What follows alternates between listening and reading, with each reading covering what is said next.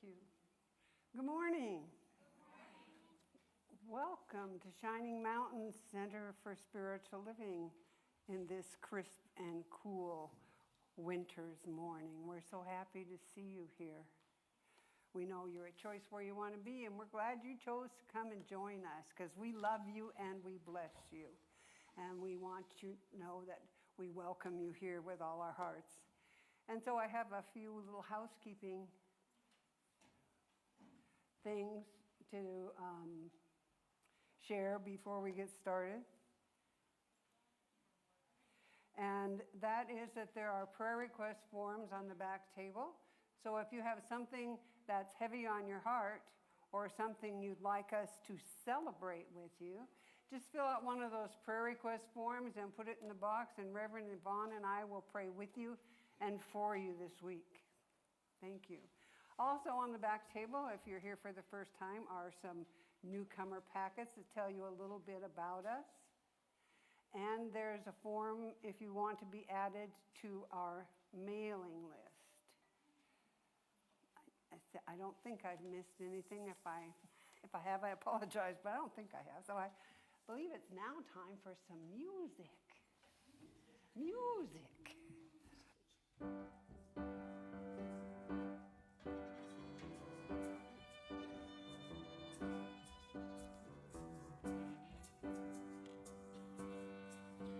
Come together in this moment, we bind our hearts and minds. We all form a tapestry woven from our life. One creation undivided, all unique expressions of God. We come together now in one accord.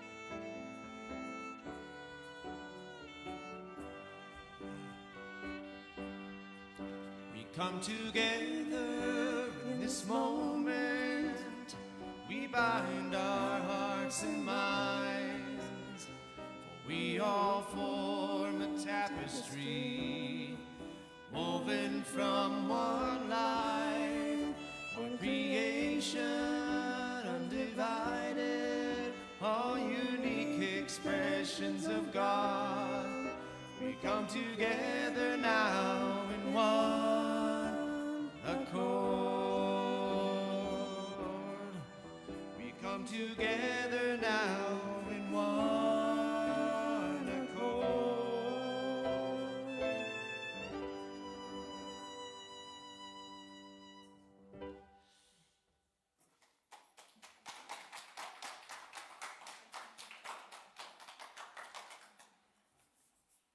And so as we do every Sunday, it is time now to bless our children and all of the children of the world and the child within each one of us. So I'd like to ask you now to join me in blessing our children. We see you, who you really are, made in the image and likeness of God. We cherish you, we support you, and we love you. And so I'd like to share with you a reading from Ernest Holmes before we pray this morning. Peace be unto thee, stranger. Enter and be not afraid. I have left the gate open, and thou art welcome to my house. There is room in my house for all. I have swept the hearth and lighted the fire. The room is warm and cheerful, and you will find comfort and rest within. The table is laid, and the fruits of life are spread before thee. The wine is here also. It sparkles in the light. I have set a chair for you where the sunbeams dance through the shade. Sit and rest and refresh your soul. Eat of the fruit and drink of the wine. All is yours, and you are welcome. And so from that loving space, let's move into our opening prayer. We know there is only one life, one power, one presence in the world, and it is known by many names. I call it God, God the good, omnipotent. It is in its divine essence that we live and breathe and have our being. I am one with that whole and holy essence. If that is true for me, it is true for each and every one of us. God the good vibrates in every soul and fiber of our being. We are one with it. We are light and love. We are peace and joy. We are all that is, part of the undividable whole. I speak my word now for the ensuing week, knowing that as we move into this busy, joy-filled, and yet stress-filled week, we do it with loving hearts and open minds and peace and joy and love for all we meet. Embracing the wholeness and that Christ Spirit divine within all. I'm grateful. I'm grateful for the chance that we have to come together. I am grateful for the opportunity we have to share this Christmas season, this time of peace and love and joy and hope. I am grateful for each and every person here, and I am grateful to be here with all of you. I simply release this word now to the perfect working of the perfect law, which always, and only says yes. Please join me in affirming, and so it is. Amen.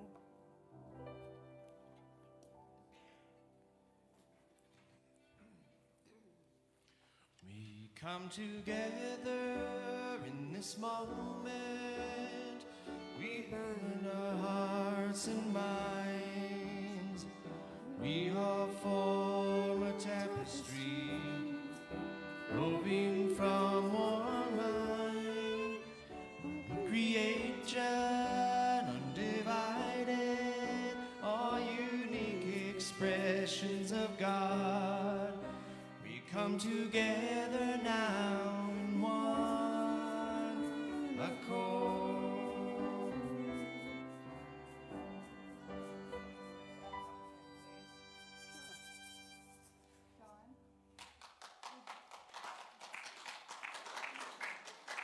Would you do it again so we can sing together? We come together in this moment.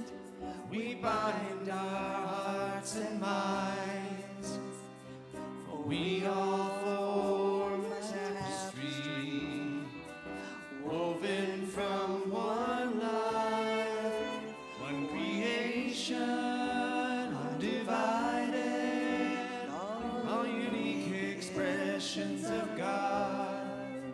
We come together now in one accord.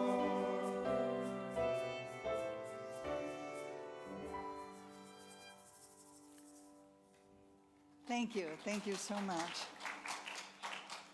I wanted that opportunity again for us to just allow those words, those beautiful words to be the very essence of what we embrace, embody, feel, hear, speak. We come together in one accord. So I'm happy to be here with y'all, with all y'all. It's really nice to be here with you. With this cold coming in this week, I'm just excited to see everyone that's here, because who knows who I'll see next Sunday, right? No, we're having a Christmas Eve service, though. You all know about that at 5:30 here. It'll be about a 45-minute service on Christmas Eve, so we hope you're here. But if you're not, our Christmas Eve service will also be on Facebook, Christmas Day at 11 o'clock, just like our regular services are, or any other time that you want to look at it. So just know that we hold you in our hearts. If we don't see you, and we hold you in our hearts and in our thoughts. And I expect you all to do the same with me. In your hearts, in your thoughts. Anyway, it's wonderful to be here today. And I'm going to say that we have experienced this past year, and certainly in this past month, just last week, also 3 people I knew have passed. On Wednesday, we had a beautiful service here for someone from the Jewish community, and it was very well attended. But it's not who attends that's important. It's how the people feel that attended. And I can tell you, as they were sharing what this man was in the, how they experienced him in life, it brought me to tears. They spoke of his gentleness, his kindness, his consideration, being present to others, and how whatever he did it just full out. I love that. I just absolutely love that. When we leave, we have left something that was worthy of the time that we're here. And I think that's the desire of all of us, to when we go, whether we're 17 or 77 or 107, that there's something we can leave behind. And you know when we'll find it? When will we find what is worthy of being left behind? We find it in the moment. We find it in the moment. When we bring our attention to how we're receiving others in the moment. When we bring our attention to how we're responding or reacting in the moment. When we bring our attention to how we're feeling in the moment. That's how we know what we're contributing to life. That's the only way for us to know, because I can guarantee you that the reaction we get from others isn't always based on what our intention was that we were giving them. You know what I'm talking about. Somebody says, "What's wrong with you?" I just said that this morning. I didn't say, "What's wrong with you?" I said, "Is there something bothering you?" She said, "No." But from the initial greeting, I thought there was something wrong. That's where I always go. Something wrong? Did I do something? No. So we can't always determine how someone else receives us, but we can always be aware of how we are presenting this God self that we are, how we're viewing the God self that we are, how we're seeing ourselves as the power of the God self, and then contributing to the world. We are in charge of that. No one else, no place else at any time. It's up to us. Reverend Norm Bouchard, who was at the Colorado Springs Center and recently passed away, said these words. They are so beautiful. "There's no greater power in the universe than the power of love. The feeling of love is the highest frequency you can emit." Now, here's the magical part. If you would wrap every thought in love, everything and everyone in your life would be transformed. It's not if you could wrap every thought. It's if you would. We're at choice again, right? And that's what we teach, and that's what we know, and that's what we do all the time, whether we're making the choices for our highest expression of life and love and goodness and grace and joy, or whether we're going the other way. It's always our choice. And when we're going the other way, it's often a reaction. And it's something that might be habitual from some trigger that's been triggered, So we get to look at the behavior, not cut our legs out from underneath ourselves, not, oh my gosh, I'm such a sinner, I'm such a bad person, I'm so unworthy of good. Not at all. If you ever had voices like that in your head, or a voice like that in your head, I hope you've retired that voice. I hope you have. And if they pop up out of retirement, you just put them back. They're not going to get any kind of compensation for coming back. So let's let them go again. And we correct our thoughts. We correct our behavior. We correct what we're saying. And we certainly correct how we're feeling. That's what we want to do. So even though, as Reverend Linda mentioned, this is a time that there may be uncertainty and things have happened and we're, we're at the end of 2022. A heck of a lot of stuff has gone on this year, right? Oh my goodness. Some of it I expected, some was unexpected, some I didn't even notice till someone else brought it to my attention. That's how life is. It's just, it goes on and on and on. And we're always participating in it, whether we just sit in front of the TV or we're out there on a line or whatever we're doing, we're participating in life. But we're participating according to what we believe and how we feel and what we trust and all of that. So if you want a good change in your life, take a look at what you believe in, what you're afraid of. So fear powers us. You all know that. Fear powers us so beautifully down the path of not enough. Fear powers us down that path of too late. Fear powers us down that path of it's their fault. It's just an incredible force. But the power of love and grace within us is greater than fear. It's just that for some of us, fear has really run our lives to a degree that we weren't even aware of at times. It's just, I'm just careful. I'm just saving up. I don't take a chance that way. I tried that once. We have all these reasons and excuses and justification. But if it's keeping you from what you want to be experiencing, let it go. Put that thought into retirement and say, I'm ready right here and right now for a new experience through my new belief, because I am in this moment born again. I'm born again to the truth of my creation. And where do we get created from? The Creator. So regardless of what we've experienced or what we've missed out on or what we've accomplished or what we've messed up, we're just moving along in life. And if we want it to be better, let's make it better, because we have the power within us to do so. But we must give ourselves permission to not only do so, but to accept that we are the sons and daughters of God. And that's what brings us into this Christmas time. The birth of Jesus. What was that 2,000 years ago, and we are still celebrating this? What is that about? Well, isn't it about hope? And isn't it about humanity learning and feeling and believing in something greater than that which has been? Isn't it about being able to look at lessons that have come down and teachings that have come down through the ages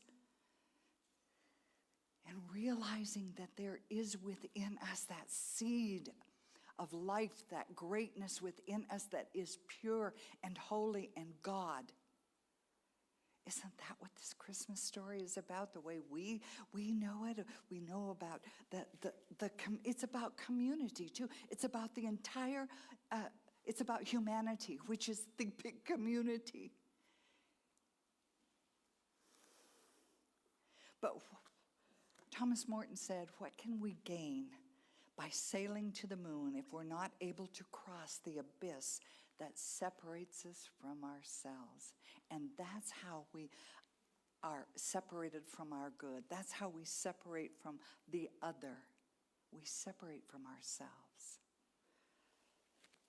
I don't care what it is that you have not given yourself permission to do, experience, have, let go of, grow into, shed, whatever it is that you haven't given yourself permission to, for whatever reason it was. I invite you today to know that just like over 2,000 years ago, there was a new life brought forward that we recognize, because it's still the story. It's our story. It's the story we're experiencing about new life that Jesus the Christ brought forth. He exposed to us, he taught, he brought forth into the world that he was in at that time, the Christ consciousness, which was not just through him. His teaching was it's throughout mankind, throughout all of us, humanity. The Christ consciousness lives within us. That is the experience of knowing that you are of God. It's not about walking on water, although, goodness, if you can, bless your soul. It's not about anything other than discovering your true identity, your truth, about recognizing that you are of God. And therefore, there's nothing between you and God that must be removed or must be learned or must be experienced other than within you. We love to listen to others or read things or study things or be helped along. Just like the shepherds did. The shepherds, we love shepherds because what do? They kept the flock safe, didn't they? They looked after the flock. And that's what the teachers in my life did, in my lifetime.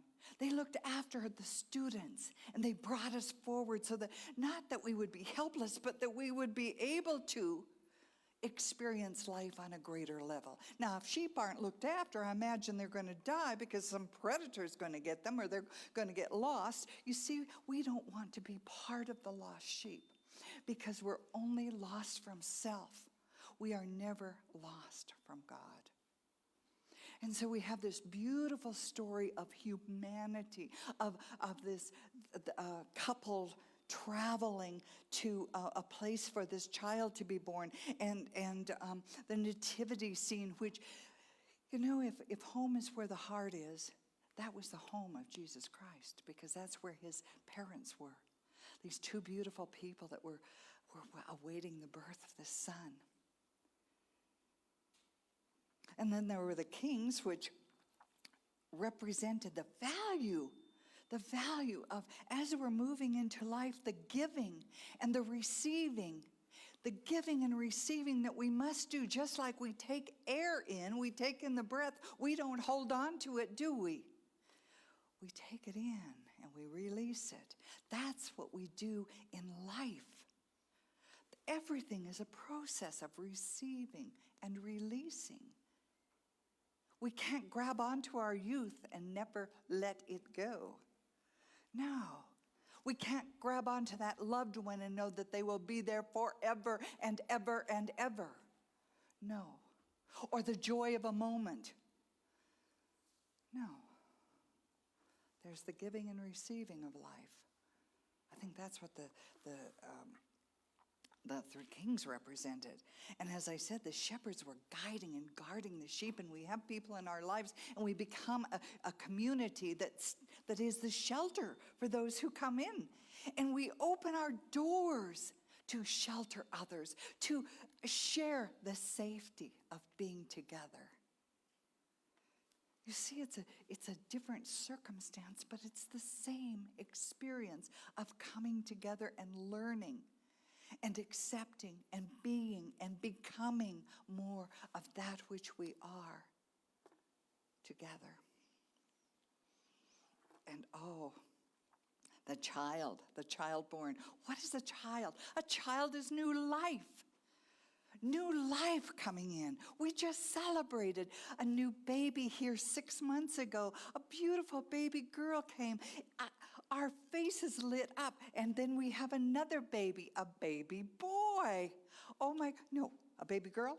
A baby girl. And before that baby girl was a baby boy. So new life, we look at babies coming in and it's new life, right? It's new life.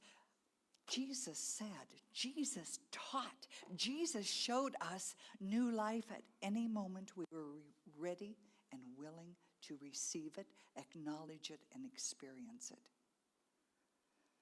Jesus taught us that. And he never said, I'm the only son, and so you all are going to have to do this and that and something else and atone for this and that and something else. You know, the atonement he spoke of, the atonement that he brought was lay it down, sin no more.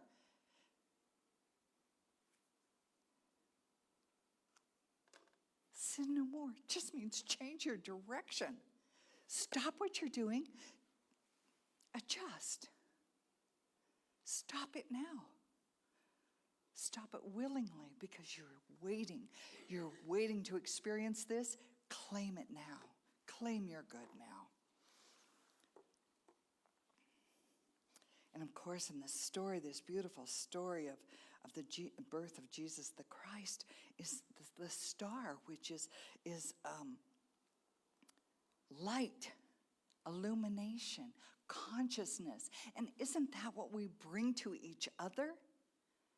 Isn't that what we bring to each other? When I'm in your company, you light up in my presence, in my thoughts, because I just love you so much. And then you reflect back to me something good that I feel like I'm lit up.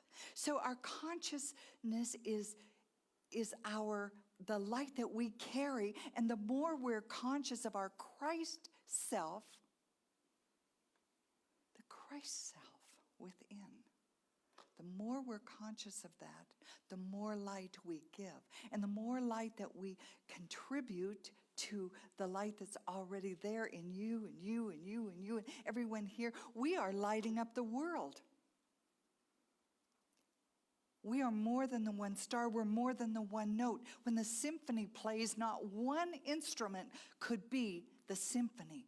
But when we all bring our note, our magic, our music to the symphony of life. We all bring it there.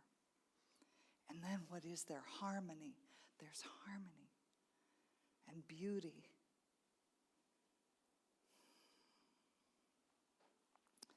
When we elevate our consciousness to a higher idea, we embody to the best of our ability humanity, the whole of humanity. When we bring our consciousness to the highest place of our ability, then we're no longer about them and us. We're about we. We do this together. It doesn't matter what we do or who we're with or how we're doing it. We're doing life together. Humanity is doing life together. Whether we're in agreement with how others do it or whether we are not, no matter how horrific it may look or how wonderful it may look, humanity is doing life together. Let's have a higher consciousness of how that can be experienced. And we're contributing to that tapestry. We're all part of that tapestry we just sang about. It can't be complete without us. And Reverend Linda spoke Ernest Holmes' prayer, Welcome Stranger.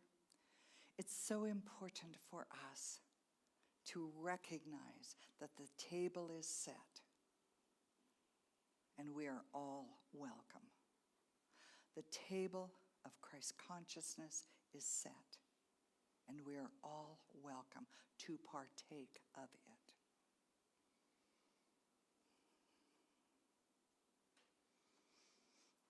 And knowing that we are all welcome, that means everyone is welcome.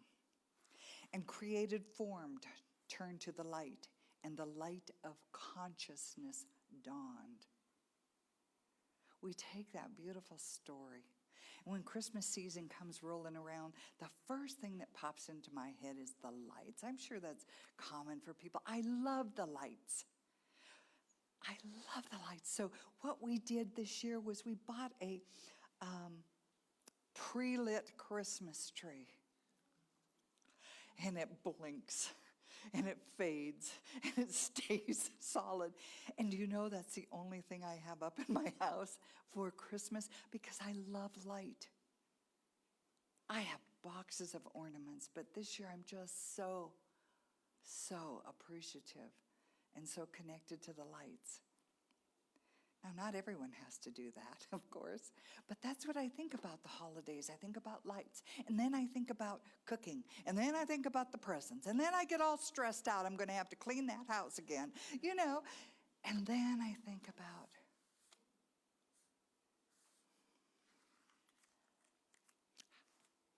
how precious we are to each other, how grateful I am for exactly what's in front of me right now.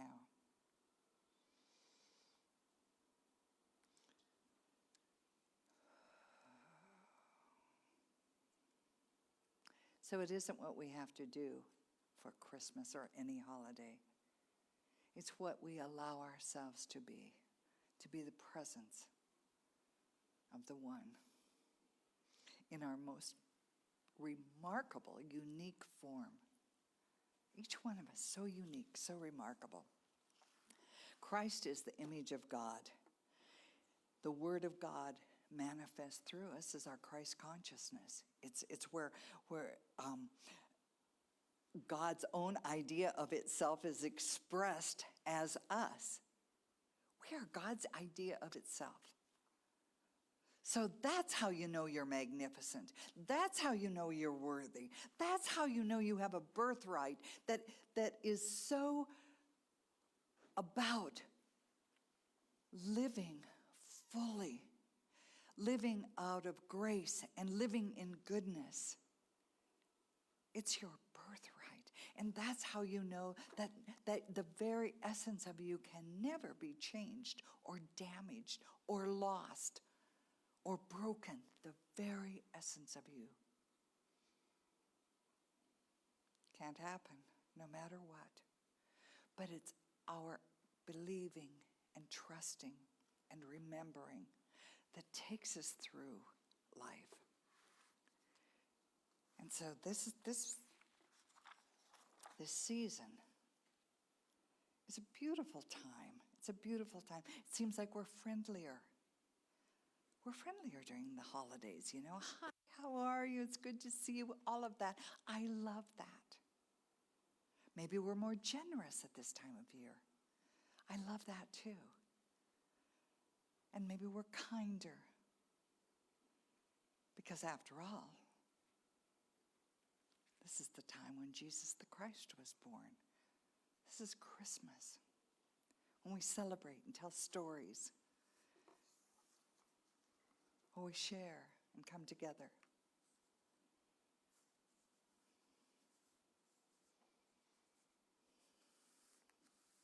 Let us choose to allow that story to live through us, through our generosity of spirit, through our kindness and compassion, through our grace and our joys,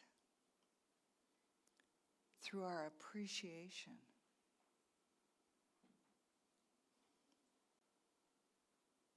and through our wisdom. We can be really, really smart. And we can accomplish a lot through our intelligence. But the wisdom you carry within you is the most sacred, the most powerful, and sometimes the least used. But it is within each one of us, our wisdom. It's that intuition. It's called intuition. But it lives within each one of us, and it is based in truth. Not fear, in truth. Fear can override it. Doubt will override it at times. But our truth, our wisdom lives within us and will express through us as we are willing to accept it. Ernest Holmes said, "Every sacred book is a divine document insofar as it is true. Any note of pure harmony ever struck on any instrument or by any voice in a harmony is a harmony of God, a revelation of God, an action of God, and an impersonation of God." What he's saying is, everything we're doing is an expression of our God self, to the highest action and the lesser, because it's not the action we're doing, it's that we are the action of God, choosing whatever we want to do. That's what we want to remember. We don't look out and say, "Oh, he just did a horrific thing, and that's the action of God." No, there is God action that person chose to do, but it's God in action as the person. It's not the action itself. That's what regardless of what I do, good, bad, or otherwise, it's still God in action. And we have free will to choose what we're going to do as the being, but we are God in action. Every essay ever written that speaks the truth is God proclaiming it. So it doesn't have to just be this particular teaching or that particular teaching or this particular master or this particular guru. It's anything that is associated with truth can be your good. We don't have to leave out those who are unlike us. We can learn and grow and be richer for being open to. There's only God, and we must not deny the slightest fact to affirm the omnipresence of God, over all, in all, and as all. The bottom line that Jesus taught, I believe, is that it's all God. All God. Moses taught us the law, right? Moses was an eye for an eye and a tooth for a tooth, and bam, justice. Jesus taught us how to live. And we need both. We need the law, and we need how to be in the law.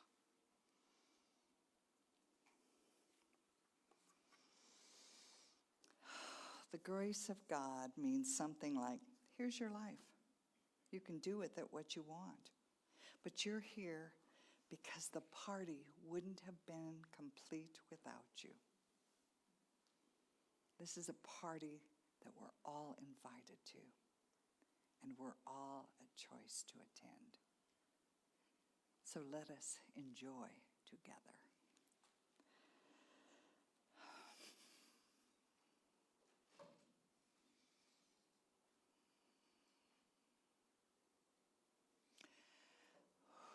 So as I go within to that place of the Most High,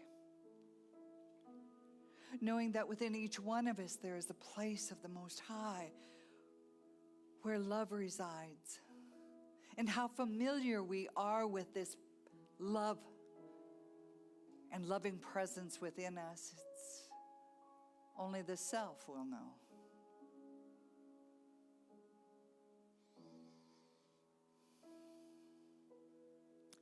But it is from this place that I surrender. I surrender to love.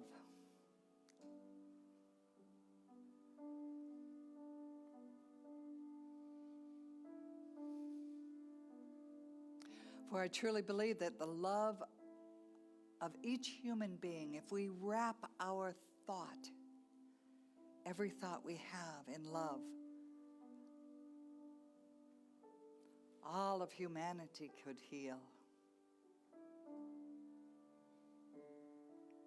I think if we choose to do that on a conscious level, we contribute something that is greater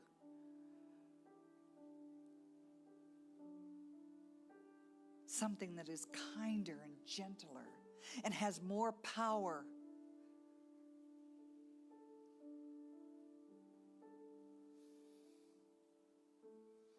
than anything unlike itself could have.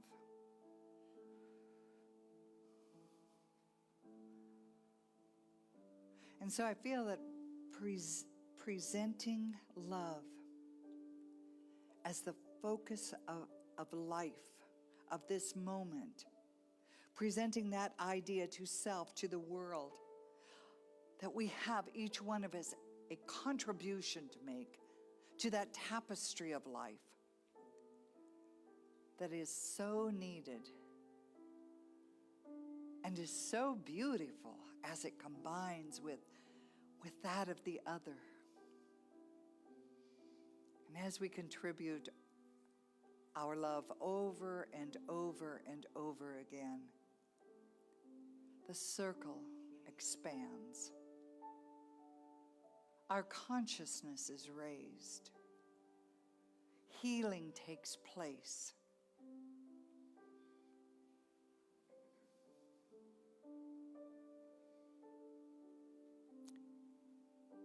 Where there was despair, there's healing. Where there was anger, it becomes harmony.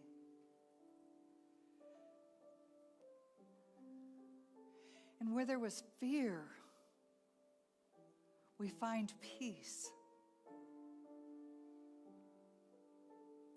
Because we are traveling this road together. We are climbing the mountain together. We are lifting each other up. We are standing under the shelter of each other. And as we come forward as our authentic self-divine, we bring that greater light.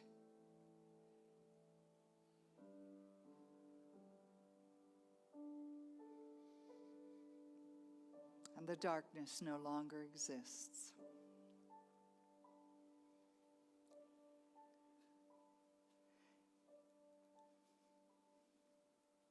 And so we send our blessings to those who have challenged us. Let us wrap a blessing in love and send it out to those who have challenged us. Bless them, bless their lives, bless their families, bless their businesses, bless them, bless them, bless them, because you are blessing yourself when you do this. Oh, yes, indeed. That is the teaching of Jesus the Christ.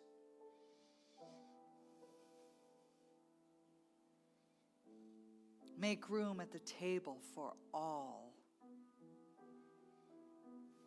And send our blessings out to those we love, those who have passed on, those who are still here, those who are not in our sight, and those we wish were back in our sight. Send our blessings to them also. Bless them with health, harmony, prosperity, well-beingness, love, joy, whatever. Bless them, and you bless yourself.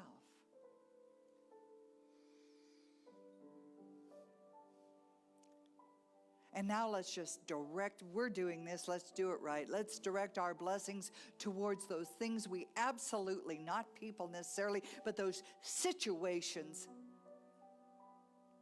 of course, created by people usually, but that we don't think can change. Let's just bless it. Let's call it God's business through us, and we'll bless it.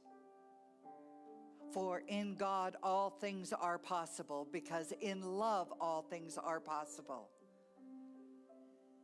And on this Christmas week Eve, all things are possible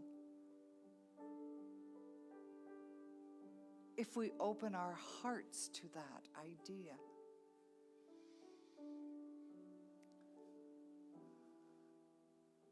So if you have to choose just one thing, because that's all you can do now, bless it now. That one aggravating thing, bless it now.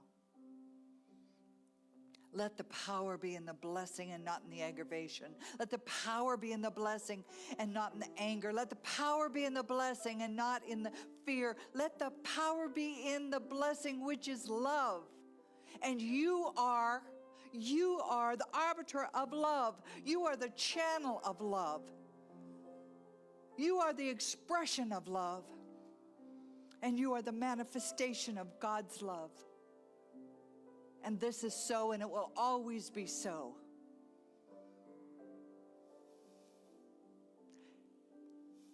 Because God is all there is. And together we say, and so it is.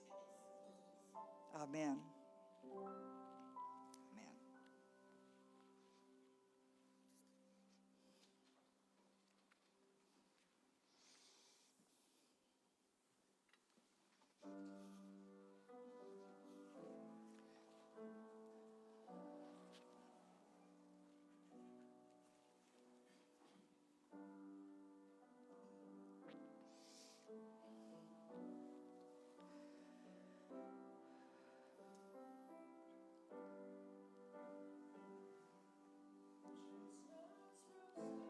Amen. On an open fire,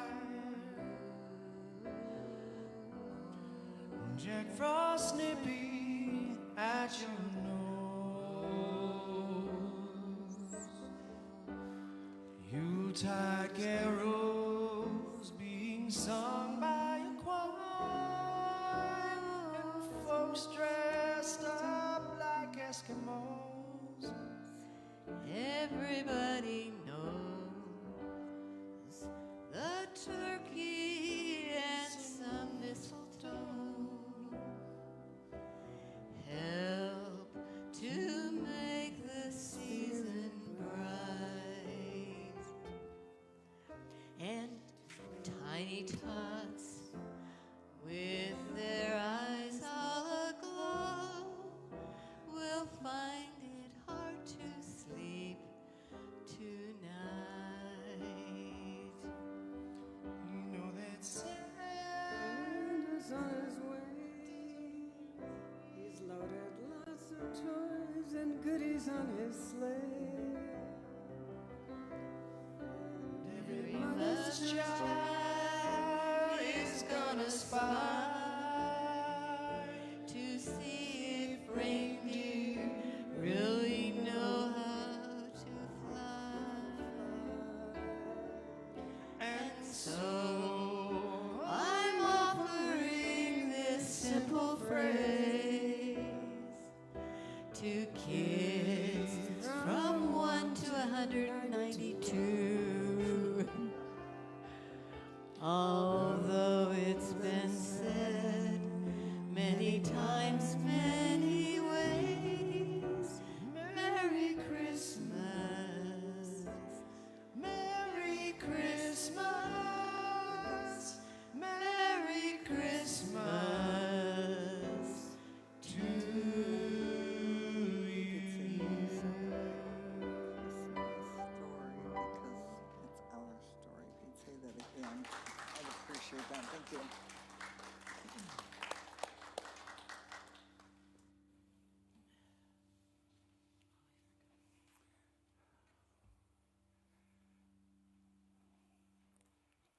So just as Reverend Yvonne reminded us, we do celebrate the Christmas story because it's our story.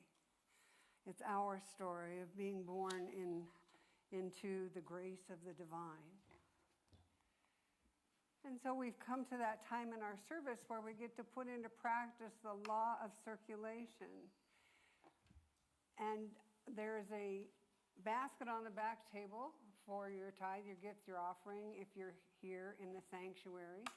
And if you're online, you can go to our website and there's a donate button there. So I'd like to ask you now to take your tithe, your gift, your offering, not only in your hand, but in your heart. And join with me in this prayer of spiritual giving and receiving. Divine love, through me, blesses and multiplies all that I have, all that I give, and all that I receive. Thank you, God, and so it is.